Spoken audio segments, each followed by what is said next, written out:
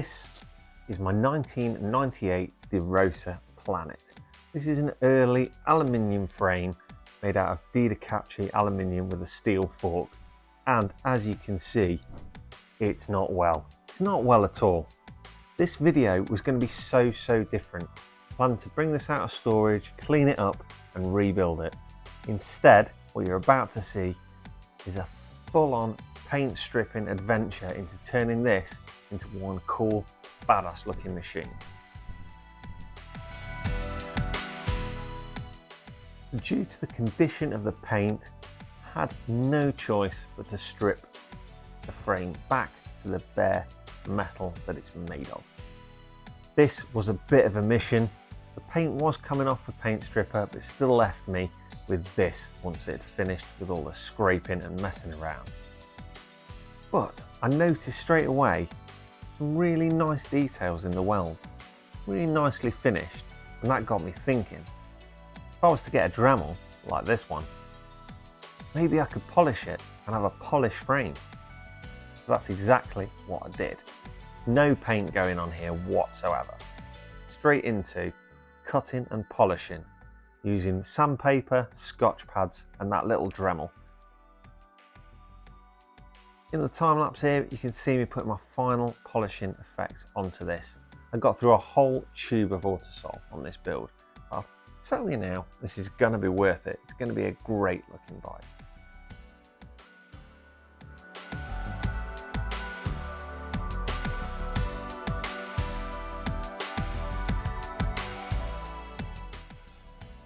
So as that polishing comes to an end, it's time to start rebuilding it. I'm going to start with that bottom bracket, which being the Rosa is of course Italian threads, which means there's a clockwise thread on both sides.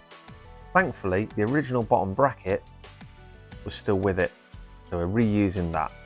Again, this is another Italian bike that's had Campag on it, but a Shimano bottom bracket. You guys know this is a pet peeve. However, this Shimano bottom bracket is going to suit our needs because once again, I'm going to be going for some kind of subcompact on here.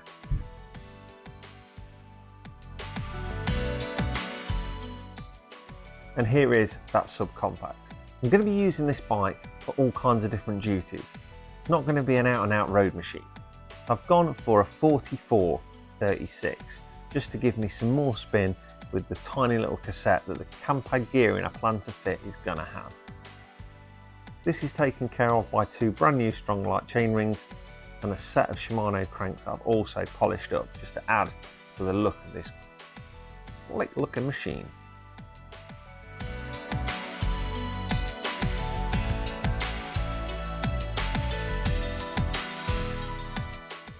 And with those chain rings and cranks in place, time to start adding some gears. Starting off with the front derailleur. This is Campagnolo Veloci.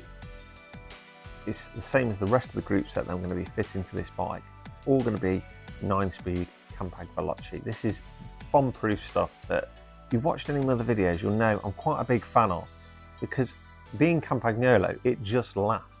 It looks great, it doesn't age badly, and it's really super duper reliable as long as you clean it and look after it.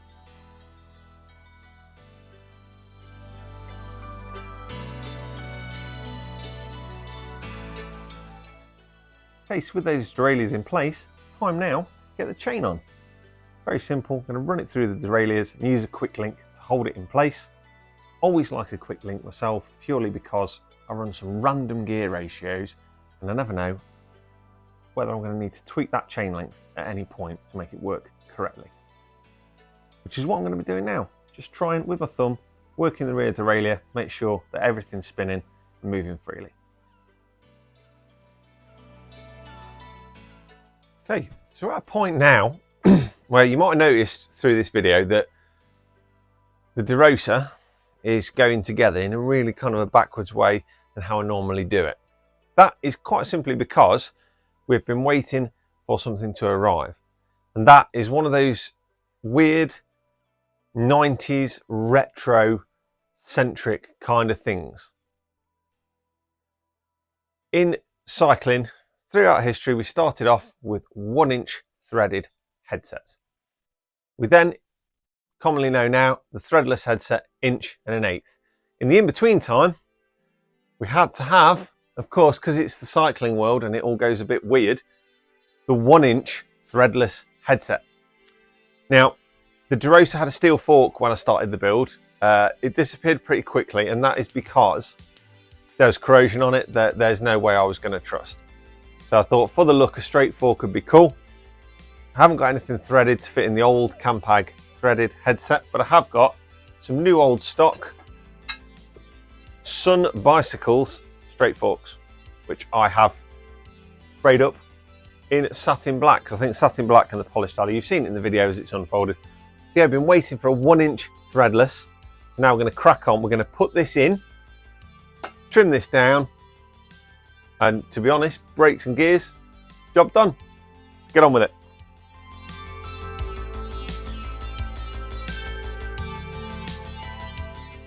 Next up, I'm going to press the cups from that brand new headset into the frame. This is done using headset press tool. It's really straightforward. These are not going to need much persuasion. I've greased the frame, ready to receive them. I'll put them both into the one press, and I'm going to do them in one go because they really need a little persuasion to get in there. There you go. Pushed in, check they're nice and level, grease them up. Time to fit that fork.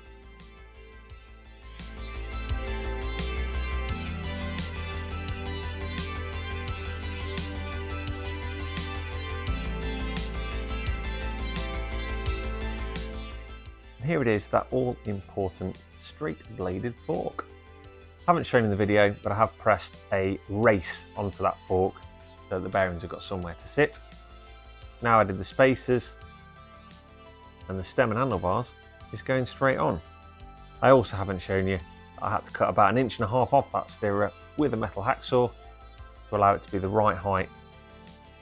Take those spacers and the stem, lots of adjustment once I'm riding the bike.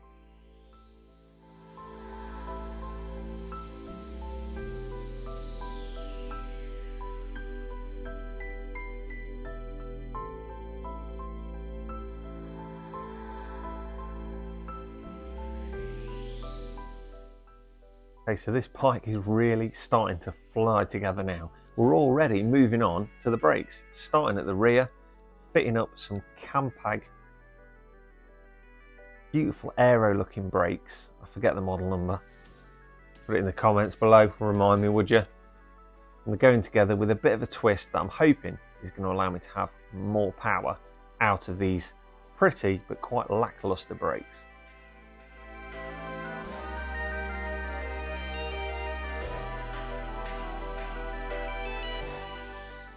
Okay, so you might have noticed when I was fitting the rear pads there, something a little bit odd.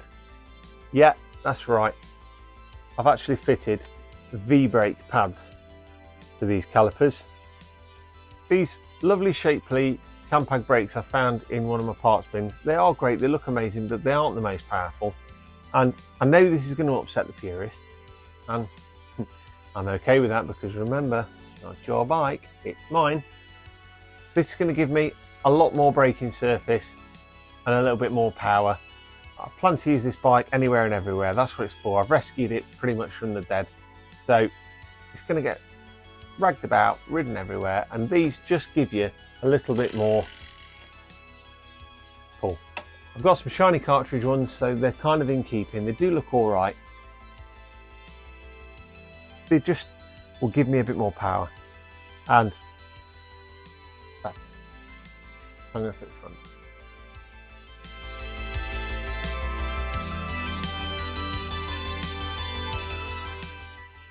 With the rear brake done, it's on to the front.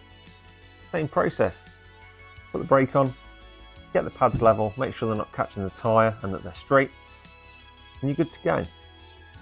However, there is a little bit of extra work we've got to do, and that is with these cable guides and brake adjusters. These are from a different model of Campag brake. I've had to add, with the Dremel, just a little channel in there to make them fit so that we can do those final adjustments when we put cables through these brakes. They actually look factory once they're in place. I'm really pleased with that as a little modification.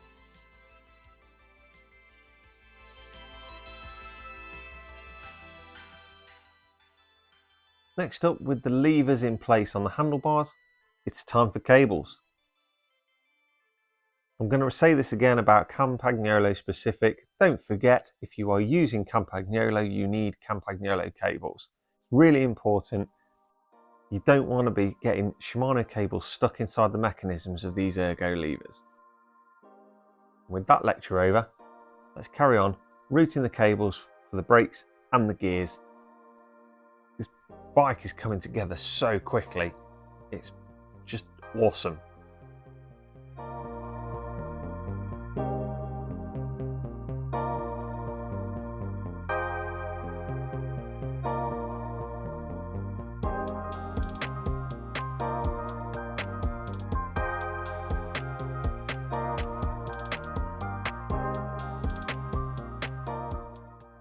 Okay, so I've started with the front brake and rear gear cable on the right hand side there, fitting up nicely. I'm using Campagnolo outers as well for the brakes, but I'm using Jaguar for the gears.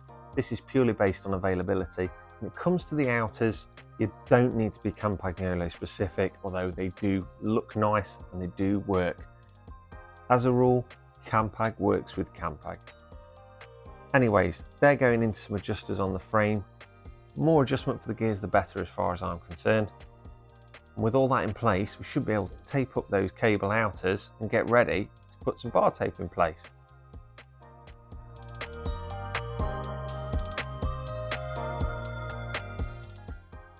Oh yeah, and if you are new to building bikes or doing your own repairs, don't forget to leave enough outer for the bars to be able to spin and move without pulling the cable outers too tight. Nothing worse than getting through a build and realising that you've done them too short and you can't turn the bars.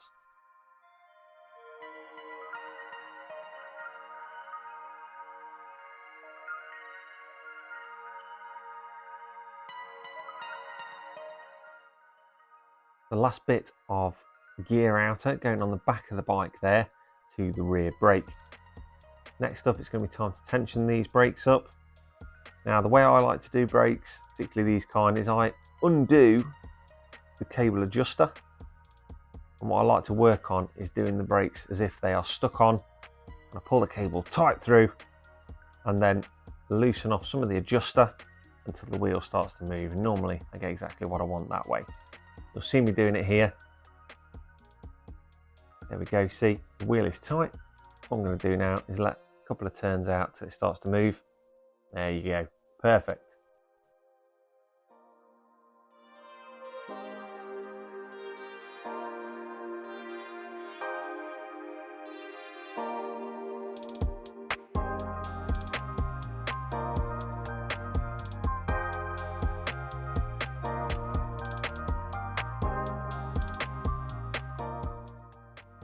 Moving on to gears again now, and we're doing the rear derailleur.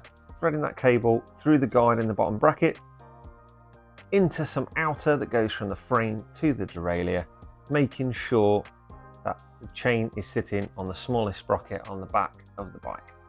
I'm going to thread this through, tighten it up with an Allen key. Make sure you leave a couple of turns of adjustment on the rear derailleur so that you can loosen or tighten the cable when it comes to your indexing.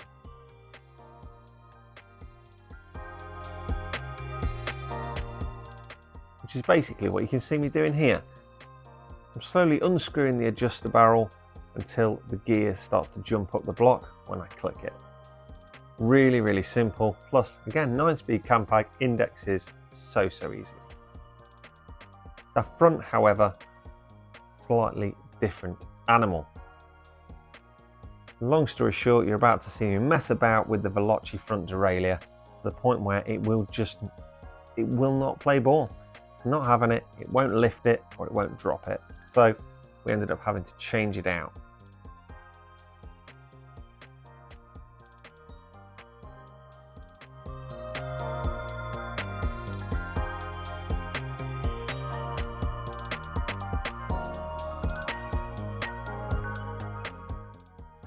Okay, so that turned into a little bit of an ordeal. As you can see, I had to change out the front derailleur. I had to go for something that will handle a triple just for the spacing. Found this old Dior XT. Great thing is, front derailleur is a front derailleur, so it trims with the Campag just perfectly. I'm really happy with that.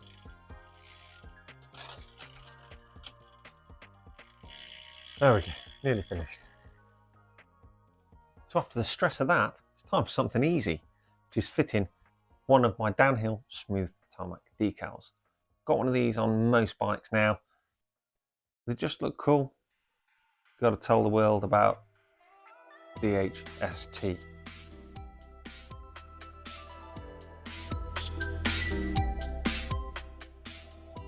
With that all important decal in place, now it's time to get some bar tape on it.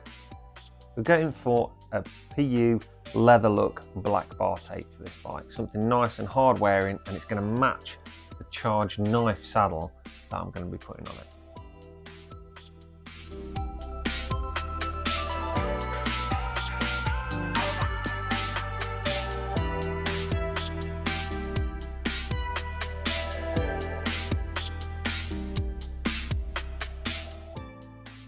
With that bar tape all wrapped up, excuse the pun, now it's time for another finishing touch. That's those cable ends. Snip in the cables the appropriate length, then add a small cable end on there to stop them fraying. And with that, it's finished. So, take a look at this. Spanking, shiny, polished aluminium, subtle, just looks, I think it looks great.